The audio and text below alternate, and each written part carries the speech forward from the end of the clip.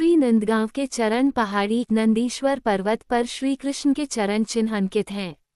गोचारण के समय श्री कृष्ण ने लक्ष गायों को एकत्रित करने के लिए इस नंदीश्वर पर्वत के ऊपर चढ़कर वंशी वादन किया था।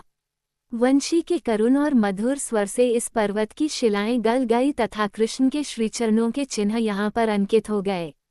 ये देख भगवान शिव प्रसन्न हो गए और श्री कृष्ण से कहा, हे प्रभु, मैं धन्य हो गया, आपके ये चरण चिन्ह अनंतकाल तक इसी प्रकार विराजमान रहेंगे।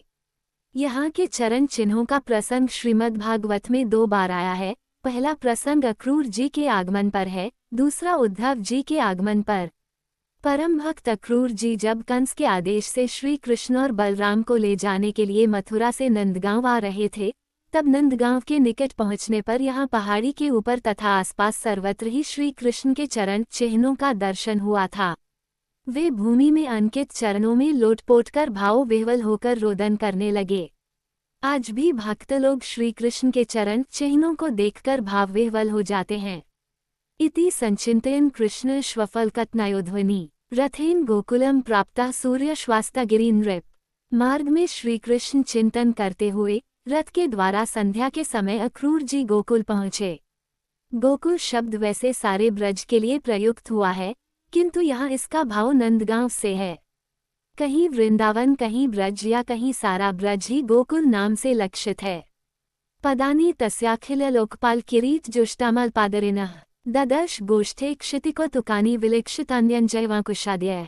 नंदगांव पहुँच करके अक्रूर जी ने चरण चिन्ह देखे। अक्रूर जी ने कमल, यव आदि चिन्हों से अंकित लोकपाल पूजित चरण चिन्ह देखे। इसके बाद दूसरा प्रसंग उद्धव जी से ब्रजदेवियों के मिलन पर है।